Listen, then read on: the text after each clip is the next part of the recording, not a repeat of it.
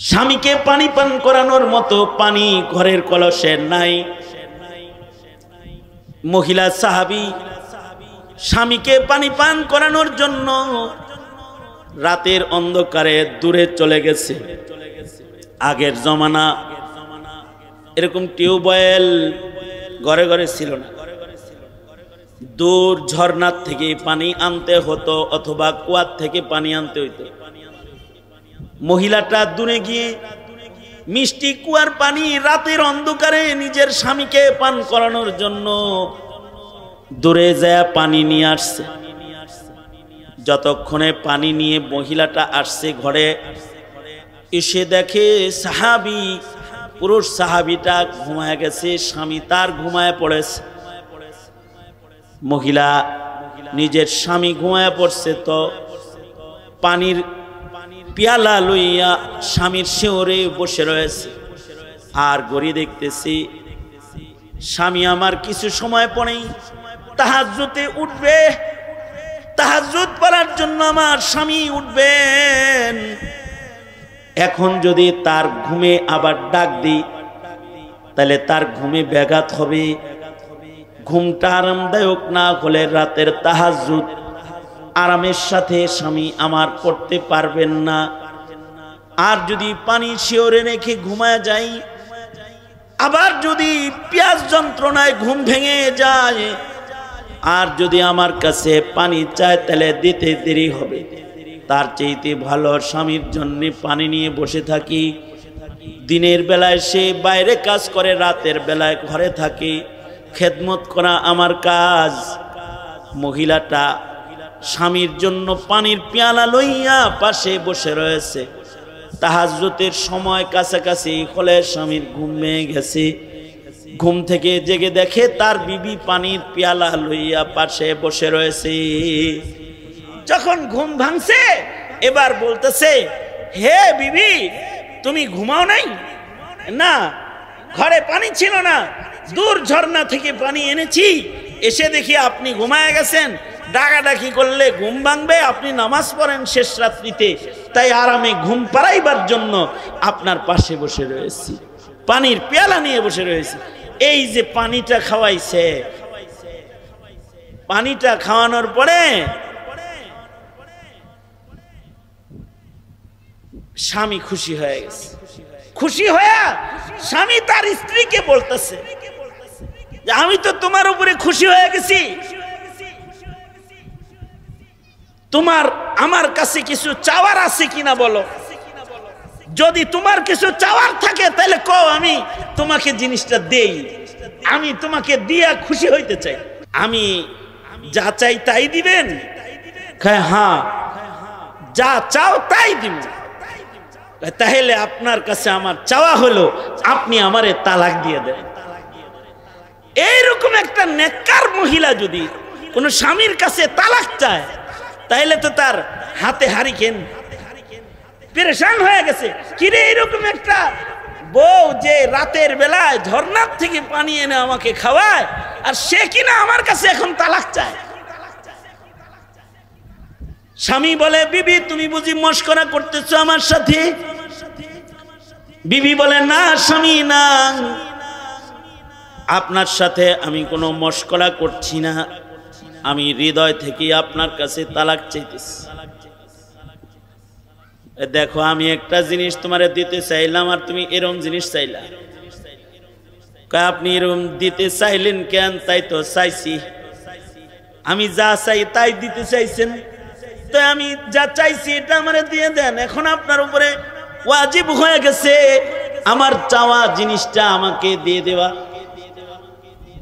পুরুষ সাহাবীটা কয়, তোমার মুরব্বী মুহাম্মাদুর রাসূলুল্লাহ সাল্লাল্লাহু আলাইহি ওয়াসাল্লাম আর আমার মুরব্বী মুহাম্মাদুর রাসূলুল্লাহ সাল্লাল্লাহু আলাইহি ওয়াসাল্লাম সকাল বেলায় চলো যাই, দুইজনে নবীজির কাছে যাব, আমরা একে অপরের হালাত নবীজির কাছে তুলে ধরব। নবীজি যদি তোমারে থাকতে কয় তাহলে তুমি থাকবা, আর আমার রাসূল যদি বলে তোমার মতো একটা নেক বিবিরে তালাক দিতে, তাহলে নবী বললে আমি তোমাকে তালাক দিয়ে দিব। হ্যাঁ, নবীর ফয়সালা তো আমিও মানি, আপনিও মানেন। চলেন যাই। তাই সকালবেলা এই দুই সাহাবী স্বামী স্ত্রী নবীজির দরবারের দিকে রওনা করছে, মদিনাতুল মুনাওয়ারার দিকে। রাস্তা চলতেছে, হঠাৎ করে দুইজন হাঁটার সময়, টেনশনে হাঁটলে তো চোখে কিছু দেখে না, বুঝেন নাই? এর তো বউ এড়ানোর টেনশন লয়ে হাঁটবার লাগছে। সাহাবী যখন হাঁটতেছে তখন ধারালো এক পাথরের সাথে হোঁচট খেয়ে সাহাবীর পায়ের গোশত কেটে হাড্ডি বের হয়ে গেছে। পায়ের তালু কেটে একেবারে হাড্ডি বের হয়ে গেছে। তার বিবি স্বামীকে জলদি করে জড়ায় ধরছে, নিজের আঁচল ছিঁড়ে, নিজের কাপড় ছিঁড়ে নিজের স্বামীর পা ব্যান্ডেজ করছে।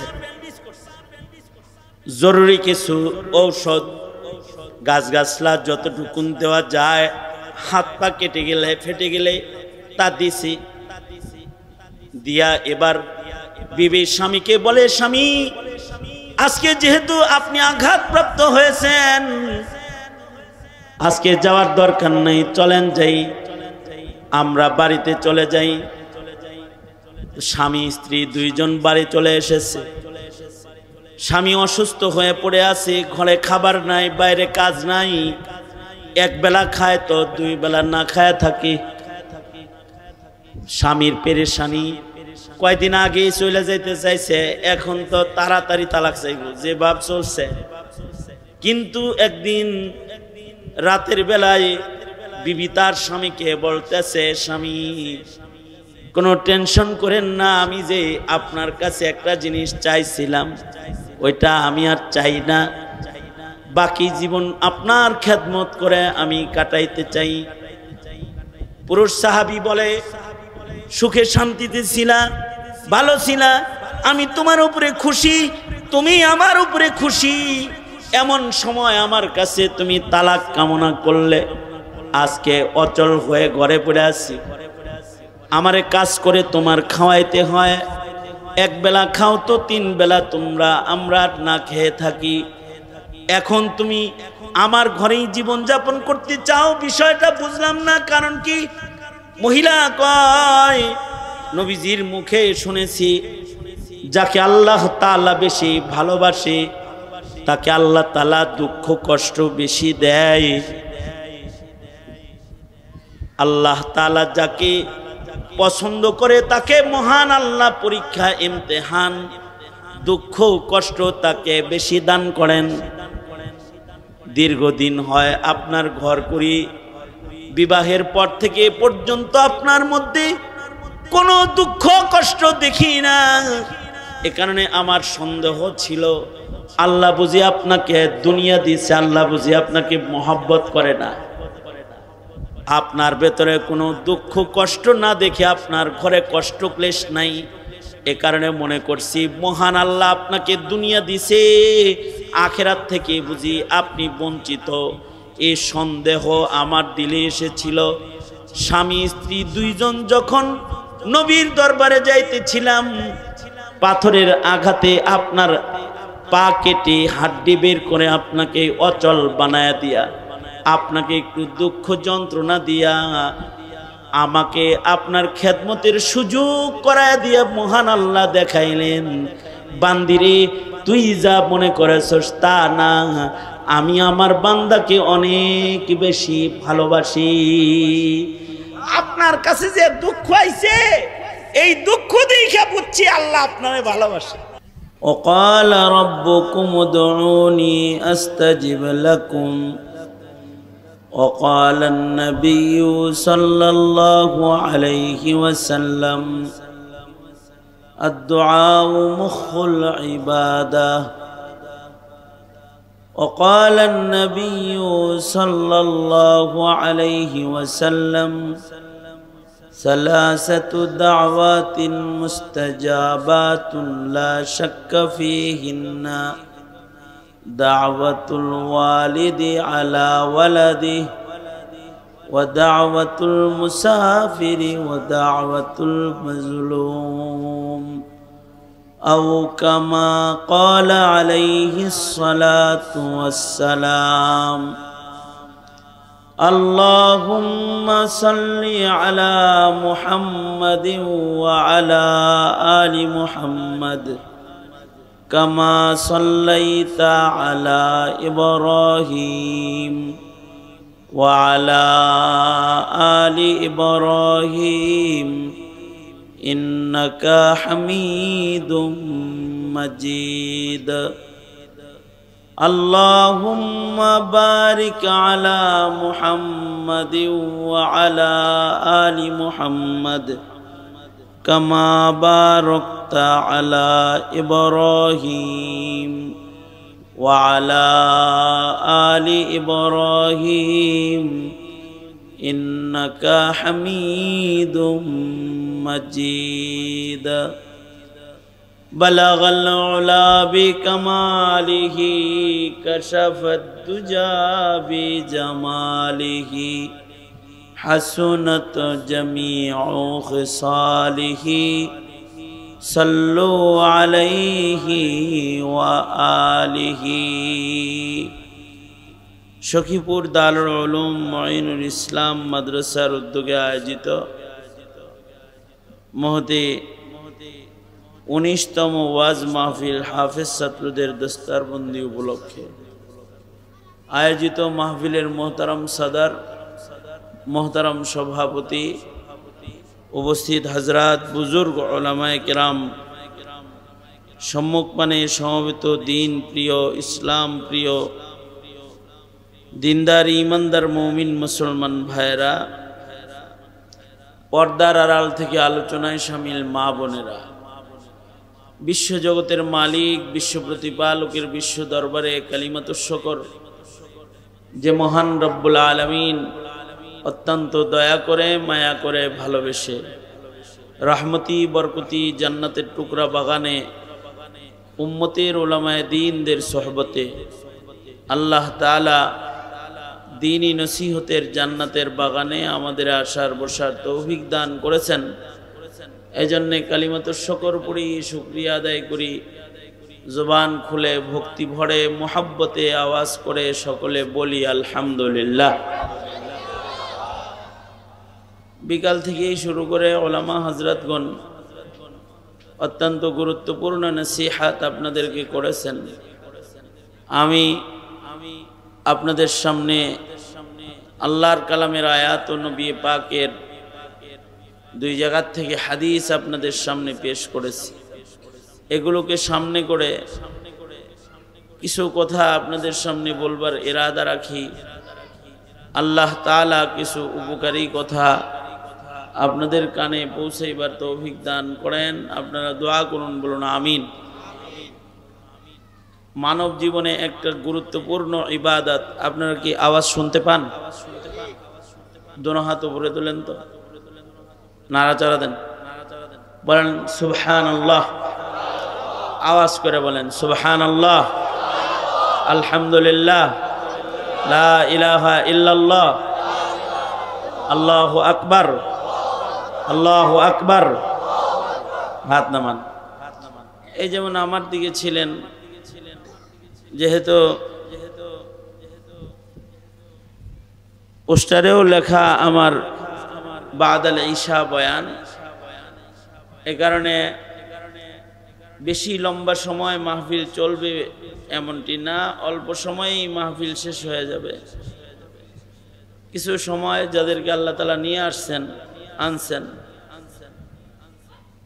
তারা একটু মোহাব্বতের সাথে বসে দুই চার কথা শুনলে, যে কাজটা দিল থেকে করা হয়, মোহাব্বতের সাথে করা হয়, ওই কাজটা আল্লাহ পাকের কাছে পছন্দের হয়। নসিহত করা বা শোনা, মজলিসে যাদের হাজিরি হয়ে গেছে তারা মজলিসে শামিল হওয়ার, মজলিসের সামনে ওই মাঠে যে ছেলেগুলো আড্ডা দিতেছে, ওইখানে যারা কথা বলতেছে, এই কথা, এই পরিবেশটা বড় দৃষ্টিকটু। যাদের ভালো লাগে না এটি জাগ্গা, সমস্যা নেই, এটি আওয়ামী লীগও হইতে পারে, বলা যায় না তো। হ্যাঁ, কারণ হলো এই সখীপুরে আমার আসার কথা ছিল, আওয়ামী লীগ যখন ক্ষমতায় ছিল তখন আমার আসতে দেয় নাই। আবার এখন মাহফিলগুলো যেহেতু থানার কন্ট্রোল মুক্ত হয়েছে, এখন মাহফিলে থানার অনুমতি বাধা এগুলো নাই। একটা সময় গেছে চোরের লিস্টি ছিল না থানায়, কিন্তু মৌলবীর লিস্টি ছিল থানায়। কোন মৌলবী আসতে পারবে, কোন মৌলবী বয়ান করতে পারবে, কোন মৌলবী বয়ান করতে পারবে না, এটাও নির্ধারণ করতো ওসি সাহেব। একটা সময় গেছে, কিন্তু মজলুমের দোয়া, মানুষের দোয়া আল্লাহ তাআলা যে কবুল করেন, এটা 5 তারিখে দেখা গেছে যে আল্লাহ তাআলা জুলুম অত্যাচার থেকে মানুষকে রক্ষা করেছে। যারা জুলুম অত্যাচার করেছে তারাই এখন তাদের খুঁজে পাওয়া যাচ্ছে না কাউকে। সুতরাং যাদের ওইখানে ভলেন্টিয়ার জানতে, এই আপনারা 5 জন যে দাঁড়ায় রয়েছেন ওখানে, দাঁড়ায় রয়েছেন কেন ওখানে?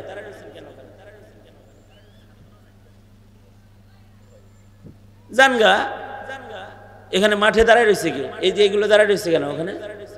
ওই ছাত্ররা তোরা ওখানে দাঁড়ায় আছিস কেন? হয়তো ভেতরে বস, তাছাড়া চলে যায় এখান থেকে, কথা বলবি না এখানে।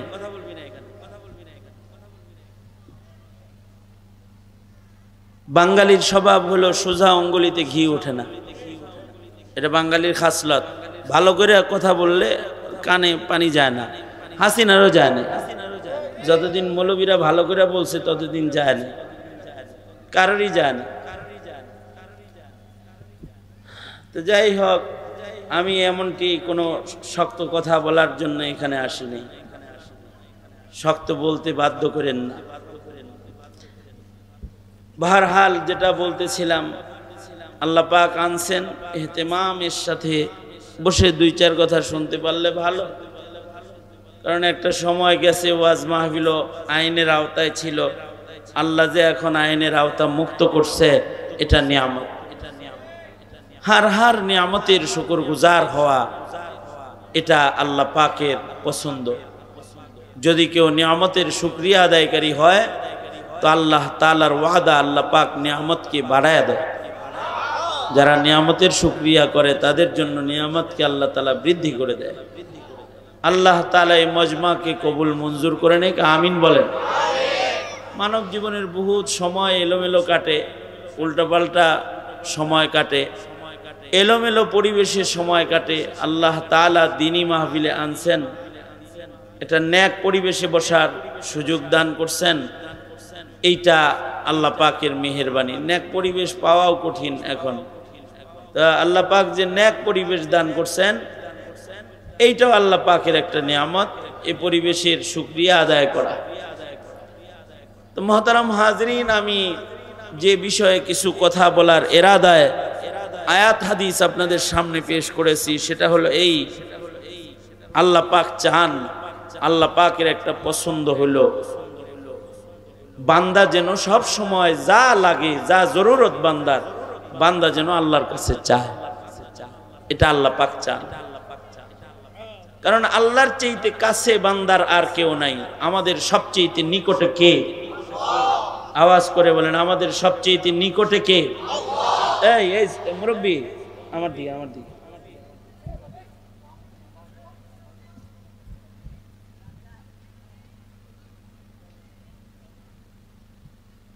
আমাদের সবচেয়ে নিকটে কে? আল্লাহর চাইতে নিকটে বান্দার কেউ আছে? সবচেয়ে নিকটে হলেন আল্লাহ। আল্লাহ বলেন, নাহনু আকরাবু ইলাইহি মিন হাবলিল ওয়ারিদ। বান্দা, তোমার ঘাড়ের শাহরাগ যত কাছে তোমার, তার চাইতেও আমি বেশি কাছে। আল্লাহু আকবার বলেন, আওয়াজ করে বলেন আল্লাহু আকবার। আমাদের সবচেয়ে কাছে কে? আওয়াজ করে বলেন আল্লাহ। আর বান্দা, চালাক বান্দার উচিত হলো যার কাছে যেটা আছে তার কাছে ওইটা চাওয়া। এজন্য ভিক্ষুকরাও কিন্তু যার তার কাছে চায় না, ঠিক আছে না? চেহারা দেখা যদি বুঝে যে এর কাছে চাইলে পাওয়া যাবে তাহলে চায়। রাস্তায় যদি যানজট লাগে দেখবেন সব গাড়ির কাছে ভিক্ষুক হাত পাতে না, চেহারা দেখা বুঝে দিব কি দিব না। যদি বাপ দেখে যে দিব না তাহলে আর চায় না,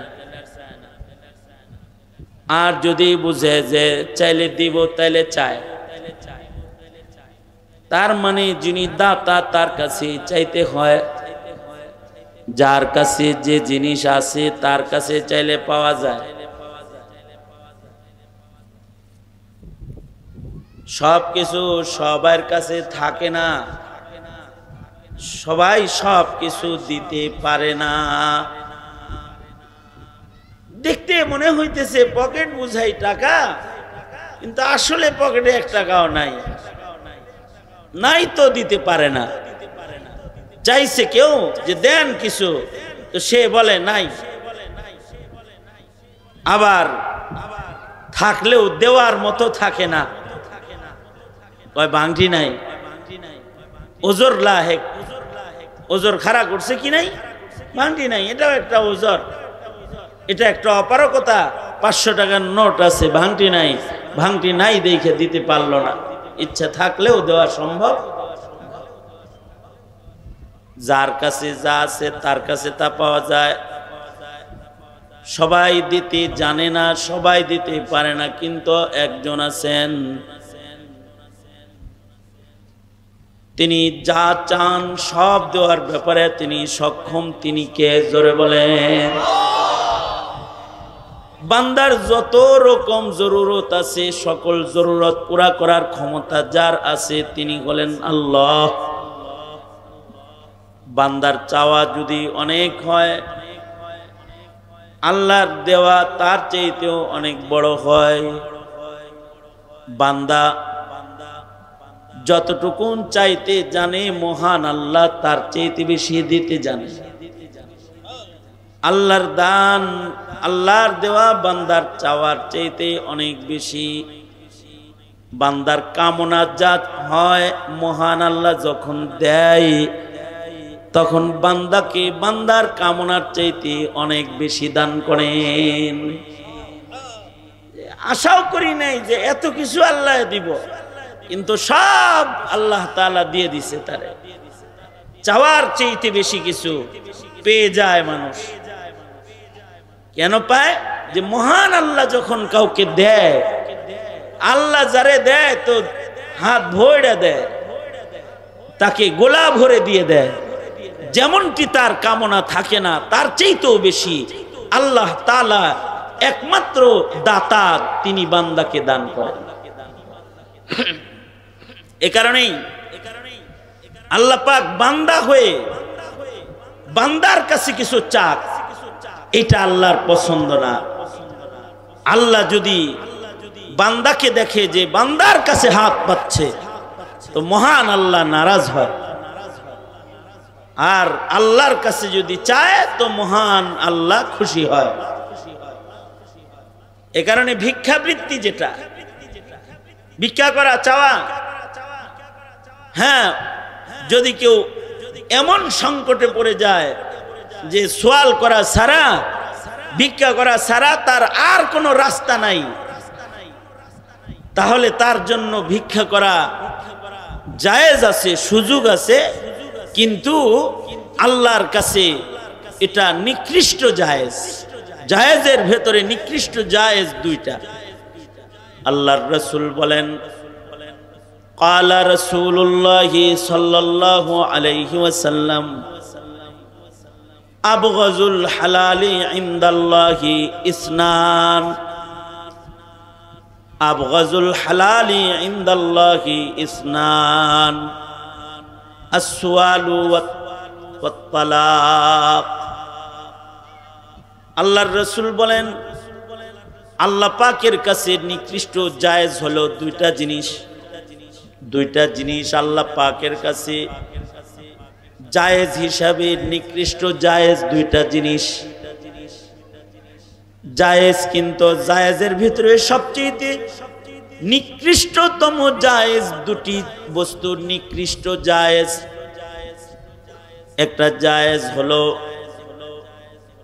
মানুষের কাছে মানুষ হয়ে ভিক পাতা, হাত পাতা মানুষ মানুষের কাছে সওয়াল করা এটা জায়েজ, কিন্তু নিকৃষ্ট জায়েজ।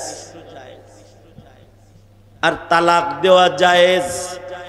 বিবি যদি কথা না মানে তাহলে স্বামীর অধিকার আছে বিবির তালাক দিতে পারে।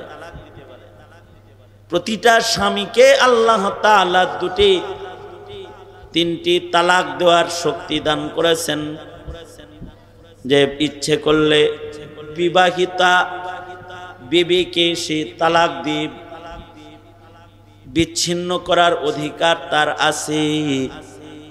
শরীয়তে ইসলাম এটা পুরুষের জন্য জায়েজ রেখেছে, কিন্তু বড় নিকৃষ্ট জায়েজ। কেউ যদি তালাক দেয় তাতে মহান আল্লাহ খুশি হয় না। যদি বিবি বদমেজাজও হয় তারপরেও যদি তালাক না দেয় তো মহান আল্লাহ খুশি হয়। মনে করেন বউ কথা শোনে না, মন চায় তালাক দিয়ে দিতে, কিন্তু রকমারি ভালো কিছু দিককে সামনে রেখে সবর করতে থাকা, তালাক না দেওয়া,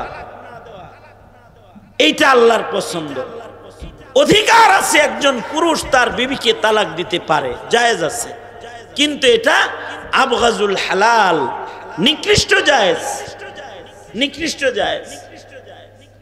বিবি যদি জালেমাও হয় তারপরেও যদি বিবিকে ধৈর্য সহকারে কোনো স্বামী বরণ করতে থাকে তাহলে আল্লাহ তাআলা বান্দার উপরে খুশি হয়। আমাদের এক বুজুর্গ ছিলেন যার বিবি অনেক বদমেজাজি ছিল, খুব বদমেজাজি ছিল, কিন্তু উনি ধৈর্যের সাথে এই বিবির সাথে ঘর সংসার করতেন। ওনার এক ভক্ত একদিন ওনার বাড়িতে গেছে, বাড়িতে যায় হযরত কি খুঁজতেছে যে আমি আমার অমুক উস্তাদ শেখ পীর তার কাছে আসছি, এটা কি তার বাড়ি?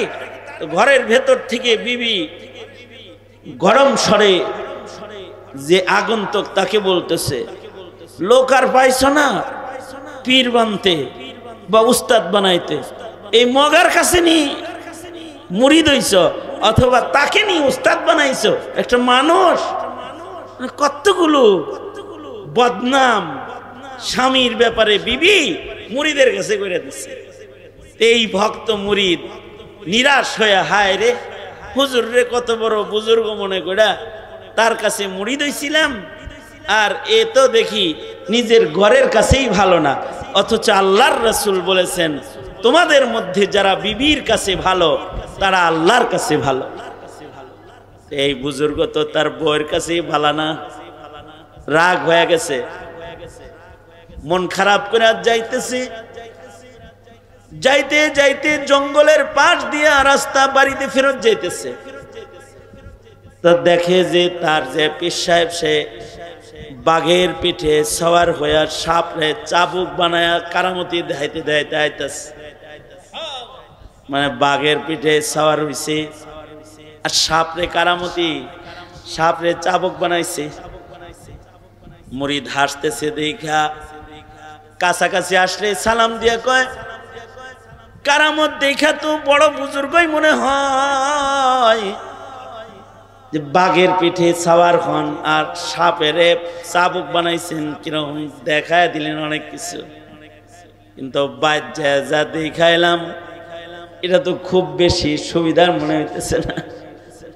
বাড়িতে যে আপনার বিবির যে আচরণ পাইলাম, আসলে কি আপনি খারাপ নাকি সে খারাপ বুঝতেছি না। পীর সাহেব বলে, গারনা সবরম মি কাশিদে বারেজন কায় কাশিদে শেরে নরবে গারে মন। দেখো এই মহিলাটা আমাকে অনেক কষ্ট দেয়, আমার জন্য জায়েজ আছে তাকে তালাক দেওয়া অথবা তার সাথে বিচ্ছিন্ন করা, আমার জন্য হালাল, কিন্তু আমি ধৈর্য ধরেছি। আমি যে এই নারীর অত্যাচার সহ্য করি, এ কারণে আল্লাহ তাআলা খুশি হয়ে মাখলুকাতকে আমার অত্যাচার সহ্য করার নির্দেশ দান করছেন। কেন আমি তার অত্যাচার সহ্য করি? আমি যদি তাকে এখন তালাক দিয়ে দেই, তাহলে আমার 3-4টা বাচ্চা আছে, এগুলো পিতার ছায়া হারায় ফেলবে। আমি তালাক দিলে বাবা মার বিচ্ছিন্নতা সন্তানকে মহাসাগরে ফেলে দিবে। তা আমার সন্তানরা এক সময় বলবে আম্মা নয় খারাপ ছিল, আব্বাও কি খারাপ ছিল? মা নয় দজ্জাল ছিল, বাবাও কি দজ্জাল ছিল? আব্বা কি আমাদের চেহারার দিকে তাকায়া মারে একটু মাইনে নিতে পারলো না? 1 নাম্বার। 2 নাম্বার, আমি যদি তাকে তালাক দিয়ে দিই, তাহলে সেও তো অন্য কোনো মুসলিম ভাইয়ের ঘরেই যাবে। আর প্রকৃত মুমিন হলো সে যে তার ভাইয়ের জন্য, নিজের জন্য যেটা পছন্দ করে, ভাইয়ের জন্য এটা পছন্দ করে, নিজের জন্য যেটা অপছন্দ করে, পরের জন্য এটা অপছন্দ করে। সুতরাং আমি মুমিন হিসাবে আমি যেরকম একটা ভালো বউ চাই আর খারাপ বউ থেকে পানাহ চাই, আমার ভাইও তো খারাপ বউ না পাক, এটা আমি চাই। তাই আমি চাই এই নারী আমাকেই কষ্ট দেখ, আমার আরেকজন মুসলমান ভাইকে কষ্ট না দেখ। আল্লাহু আকবার কবির। এই কারণে হ্যাঁ, এই বদ আচরণগুলো সব আমি বরদাস্ত করতে থাকি। 3 নাম্বার হলো মানুষের হৃদয়ের মালিক মহান আল্লাহ। মহান আল্লাহ যদি আমার বিবির হৃদয়কে পরিবর্তন করে দেন, তাহলে সে আমার ভক্ত হয়ে যাইতে পারে। কারণ দিল ঘুরানকে, জোরে আওয়াজ করে বলেন দিল কার হাতে? আরো জোরে করে বলেন দিল কার হাতে? দিল আল্লাহর হাতে।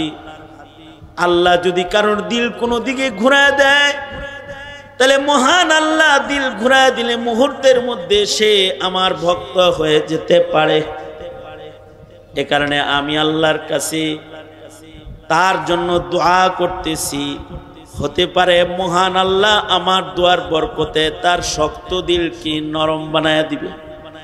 কারণ দোয়ার দ্বারা শক্ত দিল নরম হয়। দোয়ার দ্বারাই আল্লাহ পাকের কাছে দোয়া করলে মানুষের দিলও ঘুরে যায়। এ কারণে আমি দোয়া করতেছি মহান আল্লাহ যেন তার হৃদয়ে আমার মোহাব্বত দান করে, আর তাকে যেন আল্লাহ তাআলা আমার অনুগত বানায় দেয়। ইতিহাস লেখে এর কিছুদিন পরে আল্লাহ তাআলা এই মহিলাকেও এত নেককার বানাইছে যে জীবনের শেষ ভাগে এই মহিলা, এই বুজুর্গের শেষ নিঃশ্বাস পর্যন্ত ব্যাপক খেদমত আঞ্জাম দান করেছে। অথচ এক সময় কি করছে? অত্যাচার করেছে। সুতরাং মানুষের দিল তো ঘুরে যেতে পারে। এ কারণে অধৈর্য হয়ে অল্পেই কেউ কাউকে তালাক দিয়ে দেখ, এটা আল্লাহ তাআলা চান না। জায়েজ আছে, কিন্তু আবগাজ তরিকার জায়েজ, নিকৃষ্ট জায়েজ। ধৈর্য ধরা আল্লাহ পাকের পছন্দ। আবগাজুল হালাল, হালাল কাম বটে, কিন্তু বড় নিকৃষ্ট হালাল কাজ, নিকৃষ্ট হালাল। এখন তো মানুষকে তালাক দেয় টাকার অভাবে, যে বউয়ের কাছ থেকে কিছু পাইতেছে না, যৌতুক ঠিক মতো পায় না, এর লেগে তালাক দিয়ে দিচ্ছে। ঘটনা পাওয়া যায়, তাই না? অথবা স্ত্রী তার স্বামীকে ডিভোর্স দিয়ে দিছে, স্বামীর কাছ থেকে স্ত্রী সুবিধা ঠিক মতো পায় না, এ কারণে তালাক লয়ে লইছে। হ্যাঁ, বাপের বাড়ি ভালো ছিলাম, এনে আইসা জম মরা মরছি। এইরকম কষ্টে কি মানুষের জীবন কাটে? এই দুঃখে দারিদ্রতার কারণে স্বামীকে ছেড়ে দেয়। কিন্তু এই সমস্ত কারণে স্বামী স্ত্রীকেও তালাক দিতে পারে না, স্ত্রী স্বামীকে ছাড়তে পারে না, স্বামী স্ত্রীকে তালাক দিতে পারে না। হ্যাঁ, তালাক দেওয়ার একটা জায়গা আছে, যদি মহিলা দিনদারি না থাকে তার ভেতর, যদি তার দ্বারা নাজায়েজ কাজ সম্পাদিত হয়, তাহলে তালাক দেওয়ার বিধান আছে। এ কারণেই বিবাহ দিনদারি দেখেই করতে বলা হয়েছে। তবে ফাজফার বিজাতিদ দিন, একটা মাত্র জায়গা আছে তালাক দেওয়ার, সেটা হলো বিবি আল্লাহর কথা শোনে না, আল্লাহর বিধান মানে না, এ কারণে রাগ গুসা হইয়া তালাক যদি দেয় তো মহান আল্লাহ নারাজ হন না। তাছাড়া দুনিয়াবি কোনো গরাজে না স্বামীকে ছাড়তে পারে স্ত্রী, না স্ত্রী স্বামীকে ছাড়তে পারে। কারণ দুনিয়ার হালত কখনো সুখের হয়, কখনো দুঃখের হয়। এই হালত পরিবর্তন করনে ওয়ালা কে? জোরে আওয়াজ করে বলেন। আজকে দুঃখ আছে, সুখ দেওয়ার মালিক কে? সুখ কার হাতে? আল্লাহর হাতে। আজকে দুঃখ আছে, কালকে সুখের দ্বারা আল্লাহ তাআলা এটাকে পরিবর্তন করে দিতে পারে। এক সাহাবী তার বিবিকে বড় মোহাব্বত করে। কিরকম মোহাব্বত করে? যে বিবিকেও সে অনেক ছাড় দেয়, আর বিবিও তার স্বামীকে, সাহাবীকে অনেক মোহাব্বত করে। এমন মোহাব্বত করে, এমন খেদমত করে যে একদিনের ঘটনা, একদিন মাঝরাত্রিতে স্বামী বিবিকে বলতেছে মাঝরাতে যে বিবি আমার পানির পিপাসা লেগেছে, তুমি আমাকে পানি দাও, পানি পান করাও। রাত দুপুর সময় পানি চাইলে পানি দেওয়া, আরে মশারি টানায় দেয় না, এরকম মহিলা আছে। স্বামীরে খাওয়ান পাইড়া দেয় না, পেরেশান স্বামী ঘরে আসছে, তাকে খাবারটা পর্যন্ত দেয় না। এই টেবিলে আছে, লয়ে খাওগা, এরকম বলে না? অনেক ঘরে বলে না এরকম? যেখানে স্বামীকে খাবার বেড়ে দেয় না, আর সেখানে রাত দুপুর সময় পানির পিপাসা লাগছে আর পানি চাইছে, পানি দেওয়া। এটা তো ভক্তির বিষয়। যদি এমন পরিবেশ বর্তমান সময়ে, সেটা হলো যদি এমন কেউ চায় তাহলে মহিলারা বলে দেয়, এই হাত নাই, হাত নাই, নিজে একটু যায় নিয়ে খাইতে পারো না? বোতলেই তো আছে পানি, জগেই তো আছে, ডাইল্লা খাওন টুকুনো হয় না? এরকম ধাতালি দিয়ে দিবে। কিন্তু হাদিসে আছে, এই স্বামী যখন মহিলাকে বলেছে যে বিবি আমাকে একটু পানি পান করাবে, এই মহিলা সাহাবী সে ঘরে দেখে পানি নাই,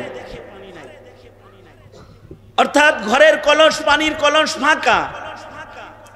আমি যা চাই তাই দিতে চাইছেন, তো আমি যা চাইছি এটা আমারে দিয়ে দেন। এখন আপনার উপরে ওয়াজিব হয়ে গেছে আমার চাওয়া জিনিসটা আমাকে দিয়ে দেওয়া। পুরুষ সাহাবীটা কয়, তোমারও মুরব্বী মুহাম্মাদুর রাসূলুল্লাহ সাল্লাল্লাহু আলাইহি ওয়াসাল্লাম, আর আমারও মুরব্বী মুহাম্মাদুর রাসূলুল্লাহ সাল্লাল্লাহু আলাইহি ওয়াসাল্লাম। সকাল বেলায় চলো যাই, দুইজনে নবীজির কাছে যাব, আমরা একে অপরের হালত নবীজির কাছে তুলে ধরব। নবীজি যদি তোমারে থাকতে কয় তাহলে তুমি থাকবা, আর আমার রাসূল যদি বলে তোমার মতো একটা নেক বিবিরে তালাক দিতে, তাহলে নবী বললে আমি তোমাকে তালাক দিয়ে দিব। হ্যাঁ, নবীর ফয়সালা তো আমিও মানি, আপনিও মানেন। চলেন যাই। তাই সকালবেলা এই দুই সাহাবী, স্বামী স্ত্রী, নবীজির দরবারের দিকে রওনা করছে, মদিনাতুল মুনাওয়ারার দিকে। রাস্তা চলতেছে, হঠাৎ করে দুইজন হাঁটার সময়, টেনশনে হাঁটলে তো চোখে কিছু দেখে না, বুঝেন নাই? এর তো বউ এড়ানোর টেনশন লয়ে হাঁটবার লাগছে। সাহাবী যখন হাঁটতেছে তখন ধারালো এক পাথরের সাথে হোঁচট খেয়ে সাহাবীর পায়ের গোশত কেটে হাড্ডি বের হয়ে গেছে, পায়ের তালু কেটে একেবারে হাড্ডি বের হয়ে গেছে। তার বিবি স্বামীকে জলদি করে জড়ায় ধরছে, নিজের আঁচল ছিঁড়ে, নিজের কাপড় ছিঁড়ে নিজের স্বামীর পা ব্যান্ডেজ করছে। জরুরি কিছু ঔষধ, গাছগাছলা যতটুকুন দেওয়া যায়, হাত পা কেটে গেলে, ফেটে গেলে তা দিছি।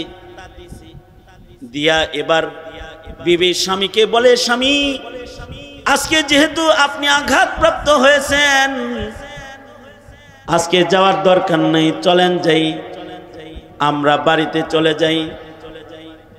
স্বামী স্ত্রী দুইজন বাড়ি চলে এসেছে। স্বামী অসুস্থ হয়ে পড়ে আছে, ঘরে খাবার নাই, বাইরে কাজ নাই, এক বেলা খায় তো দুই বেলা না খায় থাকে। স্বামীর পেরেশানি, কয়দিন আগে চলে যাইতে চাইছে, এখন তো তাড়াতাড়ি তালাক চাইব, যে ভাব চলছে।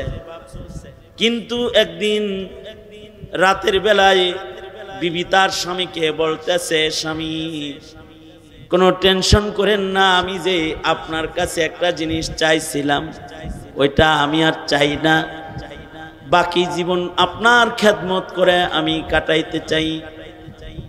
পুরুষ সাহাবী বলে, সুখে শান্তিতে ছিলা, ভালো ছিলা, আমি তোমার উপরে খুশি, তুমি আমার উপরে খুশি, এমন সময় আমার কাছে তুমি তালাক কামনা করলে, আজকে অচল হয়ে ঘরে পড়ে আছি, আমারে কাজ করে তোমার খাওয়াইতে হয়, এক বেলা খাও তো তিন বেলা আমরা না খেয়ে থাকি। এখন তুমি আমার ঘরেই জীবন যাপন করতে চাও, বিষয়টা বুঝলাম না, কারণ কি? মহিলা কয়, নবীজির মুখে শুনেছি যাকে আল্লাহ তাআলা বেশি ভালোবাসে তাকে আল্লাহ তাআলা দুঃখ কষ্ট বেশি দেয়। আল্লাহ তাআলা যাকে পছন্দ করে তাকে মহান আল্লাহ পরীক্ষা ইমতিহান দুঃখ কষ্ট তাকে বেশি দান করেন। দীর্ঘদিন হয় আপনার ঘর করি, বিবাহের পর থেকে পর্যন্ত আপনার মধ্যে কোনো দুঃখ কষ্ট দেখি না। এ কারণে আমার সন্দেহ ছিল, আল্লাহ বুঝি আপনাকে দুনিয়া দিয়েছে, আল্লাহ বুঝি আপনাকে মহব্বত করে না। আপনার ভেতরে কোনো দুঃখ কষ্ট না দেখে আপনার ঘরে কষ্ট ক্লেশ নাই, এ কারণে মনে করছি মহান আল্লাহ আপনাকে দুনিয়া দিছে, আখিরাত থেকে বুঝি আপনি বঞ্চিত। এই সন্দেহ আমার দিলে এসেছিল। স্বামী স্ত্রী দুইজন যখন নবীর দরবারে যাইতেছিলাম, পাথরের আঘাতে আপনার পা কেটে হাড্ডি বের করে আপনাকে অচল বানায়া দিয়া, আপনাকে একটু দুঃখ যন্ত্রণা দিয়া, আমাকে আপনার খেদমতের সুযোগ করায় দিয়া মহান আল্লাহ দেখাইলেন, বান্দিরে তুই যা মনে করেছস তা না, আমি আমার বান্দাকে অনেক বেশি ভালোবাসি। আপনার কাছে যে দুঃখ আইছে, এই দুঃখ দেখে বুঝছি আল্লাহ আপনারে ভালোবাসে, এজন্য এখন আর তালাক লাগবে না। এই ছিল একটা জমানা, খায়রুল কুরুন, যখন দুঃখ কষ্ট যদি স্বামীর ঘরে না হতো তাহলে ঘর ভাঙা যাইতে চাইতো, আর দুঃখ কষ্টের ভেতরে ঘর সংসারে মোহাব্বত আরো বাড়ত। এমন কি হযরত ফাতেমাতুজ জাহরা রাদিয়াল্লাহু আনহার মতো জান্নাতি রমণীদের সর্দারিনী যিনি, তার ঘরেও খাবার থাকতো না, চাক্কি ঘুরাইতে ঘুরাইতে হযরত ফাতেমার হাতের ছাল বাখল উঠে যেত। স্বামীর ঘরে কাজ করতে করতে, হযরত আলীর ঘরে কাজ করতে করতে একবার তো খাদেমা বন্টন হইতেছে, গনিমতের মাল বন্টন হইতেছে, তো হযরত ফাতেমা হযরত আয়েশা সিদ্দিকার কাছে গেলেন, যা বললেন, আব্বাজান দাসদাসী বন্টন করতেছে, গনিমতের মাল বন্টন করতেছে, এই যে দেখেন কাজ করতে করতে আমার হাতের তালুর চামড়া উঠে গেছে, আব্বাকে একটু বলুন আমাকে যেন একটু ঘরে একটা কাজের লোক দেয়, একটা গোলাম দাসী আমাকে যেন দেয়।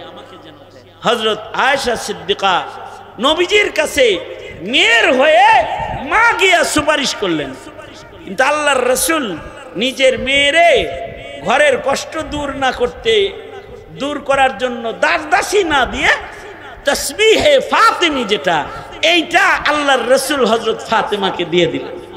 বললেন, ফাতেমা তুমি প্রতি রাতে যখন ঘুমাইবা, ঘুমের আগে 33 বার সুবহানাল্লাহ, 33 বার আলহামদুলিল্লাহ, 34 বার আল্লাহু আকবার, এই তাসবিহ পড়া তারপরে তুমি ঘুমাইবা। এই যে নবী পাকের আমল, যে দারিদ্রতার কারণে নিজের কন্যার পাশে দাঁড়ান নাই, বরঞ্চ কন্যার দিনদারিকে বাড়াইবার জন্য তাকে তসবিহ হাতে তুলে দিয়েছিলেন। কিন্তু এখনকার পিতারা কি করে, মেয়ে একটু স্বামীর বাড়ি কষ্ট করতেছে কোনো কারণে, স্বামী ব্যবসায় লস খায়া ঋণগ্রস্ত হয়ে গেছে, এবার নিজের মেয়েকে অর্থের অভাবের কারণে ভালো ছেলের কাছ থেকেও ডিভোর্স দিয়া ছুটায়া নিয়ে আসে, এমন পিতাও তো পাওয়া যায়, যায় কিনা? যায়। কিন্তু এইটা তো বিধান না, দোয়া করবে। দোয়া করার মাধ্যমে কি হইতে পারে, এই দোয়ার মাধ্যমে খাজানায়ে গায়েব থেকে আল্লাহ তাআলা রিজিক দান করবে। সাহাবীর ঘরে খাবার নাই তো দোয়া করতেছে, আল্লাহ নামাজ পড়ে দোয়া করতেছে, আল্লাহ খাওয়ান দান করেন, তো আল্লাহ তাআলা গায়েবের খানা পাঠায়া দিছে। ঘরে যায় দেখে যে অপরিচিত ফিরিস্তা বেশে মানুষ এসে ঘরে খাবার দিয়ে গেছে। সুবহানাল্লাহ। আগের যুগের 4 মুহাদ্দিস ছিল, 4 জন মুহাদ্দিস, 4 জনের নাম মুহাম্মদ ছিল। মুহাম্মদ মিশরে এই 4 জনের কবর একসাথে আছে। এই 4 জন মুহাদ্দিস তারা দ্বীনের জন্য নিজের জীবনের সর্বস্বকে ত্যাগ করছেন। অর্থাৎ ওই সময় তো কাগজ কলম ছিল না, ওই দোয়াতের কালির ভেতরে কাঠের বাঁশের কলম চুবায়া চুবায়া তারপরে মোটা কাগজে লিখতে হইতো। এই 4 মুহাদ্দিসের ধান্দা হলো, এবং আশ্চর্য বিষয়ে 4 জনের নাম মুহাম্মদ। এই 4 জনের ধান্দা হইল যে আমাদের সিনায় যে উলুমুল হাদিস আছে, হাদিসের যে জ্ঞান আছে, এইটা যদি আমরা লিখা না যাই তাহলে আগামীর প্রজন্ম ইলম থেকে, হাদিস থেকে বঞ্চিত হয়ে যাবে। সুতরাং আমরা 4 জনে মিলে যে কয়দিন বেঁচে থাকবো, আমাদের যত হাদিস মুখস্থ আছে এগুলোকে আমরা কিতাবে লিখবো এবং এর ব্যাখ্যা লিখে সাধারণ মানুষদের জন্য ইলম রাখা যাব। এই 4 জন জঙ্গলের নিরিবিলি জায়গায় গিয়ে ঘর বাঁধলো, একটা ঝুপড়ি ঘর বাঁধছে, এবং 4 জন ওখানে বসে হাদিস লেখা শুরু করছে। কিছুদিন যাইতে না যাইতেই খানা পিনা যা ছিল, টাকা পয়সা যা ছিল, এগুলো সব শেষ। এবার রাতের বেলায় একদিন 4 মুহাদ্দিসে পরামর্শ করতেছে, খানা তো শেষ হয়ে গেল, ভিক্ষা করে তো আর দিনের কাজ করা যাবে না, কি করব? আমাদের এই 4 জনের একজন প্রতিদিন কাজে যাব, একজন কামাই করে আনবো, 3 জন সব সময় লিখতে থাকবো, একজনের কামাই 3 জন খাবো, পরের দিন খাবো, পরের দিন আবার আরেকজন বাজারে যাবে, সে কুলিগিরি করবে, সে কিছু কামাই করে এনে 4 জনে মিলে আমরা তার ইনকাম খাবো। এইভাবে 3 দিন পর পর একজন বাজারে গিয়ে কাজ করব, আর সপ্তাহে 2 দিন আমরা কাজ করে অপর ভাইকে খাওয়াবো, আর আমরা সারা জীবন বসে বসে হাদিস লিখব। এই পরামর্শ যখন হইছে, রাতের বেলায় পরামর্শ করে, তাহলে কালকে সকালে কে যাবে কাজ করতে? এই 4 জনের ভেতরে একটা লটারি হইছে যে প্রথম দিন কে যাবে। তো লটারিতে নাম উঠছে মুহাম্মদ বিন নাসির রহমাতুল্লাহ আলাইহি, অনেক বড় মুহাদ্দিস, ওনার নাম উঠছে যে আগামীকালকে বাজারে কাজ করতে সে যাবে আর ইনকাম করে নিয়ে আসবে। রাতের বেলায় লটারিতে যখন নাম উঠা গেছে মুহাম্মদ বিন নাসির, রাতের বেলায় তাহাজ্জুদ পড়তেছে আর দোয়া করতেছে আল্লাহর কাছে, ওগো আল্লাহ, আমি সকাল বেলায় যদি বাজারে যাই, গেলেই যে আমি কাজ পাবো সেটা তো নিশ্চিত না, আমি যেন শর্মিন্দা না হই। তোমার নবীর হাদিস লেখার জন্য আমরা আমাদের জিন্দেগির কোরবানি পেশ করেছি, ওগো আল্লাহ, সকাল বেলায় আমি যখন বাজারে যাব তখন যেন সুন্দর একটা কাজ আমি পাই। আল্লাহ, আমাকে ভালো একটা মহাজন মিলে, কপালে যদি ভালো মহাজন মিলে তাহলে অল্প কাজ করায় বেশি টাকা দিয়ে দেয়, আর যদি খাস্টার ঘরের খাস্টা হয় সারাদিন না খাওয়ায় কাম করায় সকাল বেলায় আবার নিয়ে সন্ধ্যা বেলায় কয় আগামীকালকে টাকা নিও। যদি এরকম বখিল কোনো মানুষের পেছে পড়া যায় তাহলে মুহাদ্দিসরা না খায়া থাকবে। ওগো আল্লাহ, সকালে বাজারে যাব, কিন্তু তুমি কিন্তু আমাকে ভালো একটা মহাজন মিলাইয়া দিও। সুবহানাল্লাহ। মুহাদ্দিস মুহাম্মদ বিন নাসির এই দোয়া করছে। দোয়া করে রাতের বেলায় ঘুমাইছে, ফজরের নামাজ পড়েছে, সকাল বেলায় কাজে যাওয়ার পালা। বাকি তিনজনে বলে, মুহাম্মদ যাও, বাজারে যাও, কিছু খাওয়ান দাওয়ান ইনকাম করে লয়ে ওগা, আমরা হাদিস লিখবো।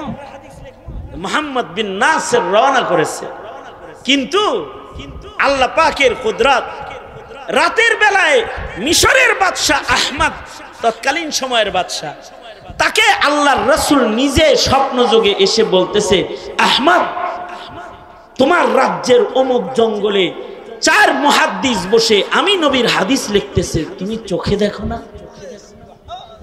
তুমি ঘরে বসে আছো কেন? তাদের থাকা খাওয়ার ব্যবস্থা কেন তুমি করো না? আল্লাহু আকবার কবীরা। আল্লাহর রাসূল স্বপ্ন যোগে ধমকি দিতেছে। সকাল বেলায় মিশরের বাদশা রাষ্ট্রীয় কোষাগার থেকে খাবার লইয়া, গাড়ি ভর্তি করে খানা লইয়া বাদশা রওনা করেছে জঙ্গলের দিকে। অপর দিক দিয়ে মুহাম্মদ বিন নাসির বাজারের দিকে যাইতেছে। রাস্তায় বাদশার কাফেলার সাথে দেখা হয়ে গেছে। বাদশা বলে, শব্দ আসার দরকার নাই, আমি বলতেছি তো, যা শুনেন তাই শুনবেন। রাগ হইছেন? এটার উপরে খুশি থাকেন। আমাদের কারণে এই ডিস্টার্ব গুলো আল্লাহর পক্ষ থেকে হইতেছে। এটাও আল্লাহর পক্ষ থেকে। এই যে সমস্যা হইতেছে, এটাও কার পক্ষ থেকে? তার মানে হলো হয়তো আমার ভিতরে সমস্যা, তাছাড়া আপনাদের ভিতরে সমস্যা। হয়তো ভেতরের কোনো সমস্যার কারণে মহান আল্লাহর পক্ষ থেকে এগুলো ইমতিহান। তো মুহাম্মদ বিন নাসির রওনা করেছে, আর মিশরের বাদশা আহমদও আসতেছে জঙ্গলের দিকে। রাস্তায় দেখা একজন যায়, এই কই যান, আপনার নাম কি? কয় আমার নাম মুহাম্মদ। এই পাইছি, তাহলে রাসূলের নামে নাম মুহাম্মদ, আপনি কি মুহাদ্দিস? জি। আর 3 জন মুহাম্মদ কই? আরো 3 জন মুহাম্মদ আছে, আপনি কেমনে জানলেন? কয় রাতের বেলায় মুহাম্মাদুর রাসূলুল্লাহ সাল্লাল্লাহু আলাইহি ওয়াসাল্লাম নিজে আমাকে খবর দিয়েছে, আমার রাজ্যের এক প্রান্তে 4 মুহাম্মদ নামী মুহাদ্দিস বসে বসে তোমরা হাদিসের খেদমত করো। আমি তোমার খবর লই না, তাই মহান আল্লাহর পক্ষ থেকে তার হাবিব এসে আমাকে তামবিহ করেছে। হাদিসের খেদমতকারীদের খেদমত করার জন্য আমি আদিষ্ট হয়েছি। আমি এই মিশরের বাদশাহ আহমদ, এই যে গাড়ি ভর্তি করে খানা লয়ে আইছি, কোন জায়গায় তোমরা চলো? তো এই মুহাম্মদ বিন নাসির বাদশাকে নিয়ে জঙ্গলের কাছে বাকি 3 বন্ধুর কাছে চলে গেছি। বন্ধুরা কয়, পাঠাইছি কাম কইরা কিছু খানা আনতে, তুমি বাদশারে দইরা লয়ে আইছো, কেমনে আনলা? মুহাম্মদ বিন নাসির বলে, আমি আনি নাই, আমি রাতের বেলায় দোয়া করেছি তোমাদের রিজকে হালালের জন্য। কোথায় কাজ পাবো, কি কাজ পাবো, কেমনে তোমাদেরকে আমি ইনকাম করে খানা খাওয়াবো, কাজের দোয়া করছি। কিন্তু মহান আল্লাহ কাজ ছাড়া স্থায়ী রিজিকের ইন্তজাম আল্লাহর পক্ষ থেকে আল্লাহ তাআলা করেছি। সুবহানাল্লাহ। পরবর্তীতে এই মিশরের বাদশাহ আহমদ এই 4 মুহাদ্দিসকে মাদ্রাসা করে দিচ্ছে। এখানে তারা হাদিস লিখেছে, মৃত্যু পর্যন্ত তারা সেখানে থেকেছে, এবং মৃত্যুর পরে তাদের কবরও ওই জায়গায়, 4 জনের কবর এক জায়গায় হয়েছে। এদের জিন্দেগি ইলমি দ্বীনের জন্য তারা ওয়াকফ করেছে। দেখেন দুয়ার মাধ্যমে কি হয়েছে, খাজানায় গায়েবের রিজিক আইছে। আরে অত দূর যাওয়া লাগবে না, আমার মসজিদের মুয়াজ্জিন সাহেবের খুব রোনাজারি, কান্নাকাটি, সে হজে যাবে, বাইতুল্লাহ জিয়ারতের বড় আশা। এই কয়েক বছর এই দোয়া করার পরে আমি তাকে বলছি, আপনি দোয়া করতে থাকেন, আল্লাহ ইন্তজাম করে দিবেন। দোয়া করার পরে একদিন মসজিদের এমন একজনে আইসা তাকে ধরছে যে, হুজুর আপনারা উমরা করাবো। আমি, হ্যাঁ রে উমরা করাইবো আর কি মুয়াজ্জিন সাহেব। কেন? কয় আমাকে স্বপ্নে আমার মা আদেশ করেছে আপনারে উমরা করাইতে। হায় হায়, হের মা আদেশ করলো মুয়াজ্জিন উমরা করাইতে, তো শেষ বেলায় সেই মুয়াজ্জিন উমরা করাইছে। তো আমি মুয়াজ্জিন সাহেবকে বললাম, মুয়াজ্জিন সাহেব, হের মা যে হেরে আদেশ করছে, হের মায় করে নাই, আপনার দুয়ার বরকতে মহান আল্লাহ ইন্তজাম করাইছে। কারণ আল্লাহ তাআলা তো এমনই যে দুয়ার মাধ্যমে বান্দা যদি আল্লাহর কাছে কিছু চায়, আল্লাহর কাছে সব আছে, নাই কোনো জিনিস এমন যেটা আমার মালিকের কাছে নাই। সে মালিকের নাম কি? জোরে আওয়াজ করে বলেন। সরকারের কাছে সব নাই, প্রেসিডেন্টের কাছে, প্রধান উপদেষ্টার কাছে সব নাই, দুনিয়ার কোন রাজা বাদশার কাছে সব নাই, কিন্তু সব যার কাছে আছে তিনি কে? জোরে বলেন। এবং বান্দা যদি আল্লাহর কাছে অসম্ভব কিছু চায়, তো মহান আল্লাহ অসম্ভবকে সম্ভব বানায় দেয়। এক সাহাবী যুদ্ধে যাইতেছে, রাস্তায় তার গাদা মরে গেছে, সব ঘুরাই চড়ে যাইতেছে যুদ্ধে, এর গাদা মরে গেছে, হে যাইব কেমনে, পায়ে হাইটা কষ্ট। সাহাবী দোয়া করে আল্লাহর কাছে, ওগো আল্লাহ, সাথীরা সবাই ঘুরায় সওয়ার হয়ে যুদ্ধে যাইতেছে, আমার কোনো সম্বল নাই, আমি গাধার পিঠে সওয়ার হয়ে আইছি, রাস্তায় আমার গাধাটা তুমি লয়ে গেলা। ওগো আল্লাহ, পায়ে হাইটা যুদ্ধে যাওয়ার মতো ক্ষমতা শক্তি আমার নাই। ওগো আল্লাহ, তুমি আমার গাধাটা, মরা গাধারে জিন্দা করে দাও, আমি যুদ্ধে যাব। সাহাবী আল্লাহর কাছে চাইতেছি, ওগো আল্লাহ, তুমি আমার মৃত গাধাকে জীবিত করে দাও। বলুন তো আল্লাহ তাআলা মরারে জীবিত করতে পারে কি পারে না? আরো জোরে আওয়াজ করে বলেন, পারে কি পারে না? আল্লাহ তাআলা তো সব পারে, তিনি ওয়া আলা কুল্লি শাইইন কাদির, কাদিরে কুদরত দারি হারচে খাহি আকুনি, কাদিরে কুদরত দারি হারচে খাহি আকুনি, মুর্দারা তু জান বখশি জিন্দারা বেজাকুনি। যখন দোয়া করছে সাহাবী, ও আল্লাহ, তুমি আমার গাধাটাকে জীবিত করে দাও, কারণ আমি যুদ্ধে যাব, আমি শহীদ হব, তোমার দিনের জন্য আমি শরীক হব। মুসাফিরের দোয়া তো কবুল, আল্লাহর রাহে বেরোইছে, জেহাদে শত শত মাইল দূরে যাবে।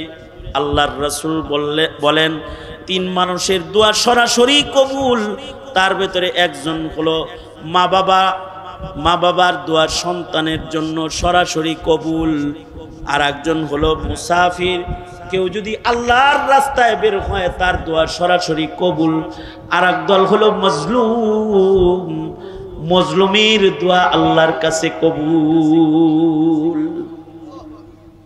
মজলুম যদি দুর্বল হয় তাদের দোয়া কবুল হয়ে যায়। উলামায়ে কেরাম মজলুম 16 বছর আলেম ওলামার উপর অত্যাচার করেছে আওয়ামী লীগ, তারা দোয়া করছে জেলখানায় বয়ে বয়ে, দোয়া এমন কবুল হইছে যে ছাত্র জনতার আবাবিল দিয়ে আল্লাহ তাআলা হাসিনাকে দেশ ছেড়ে যেতে বাধ্য করেছে।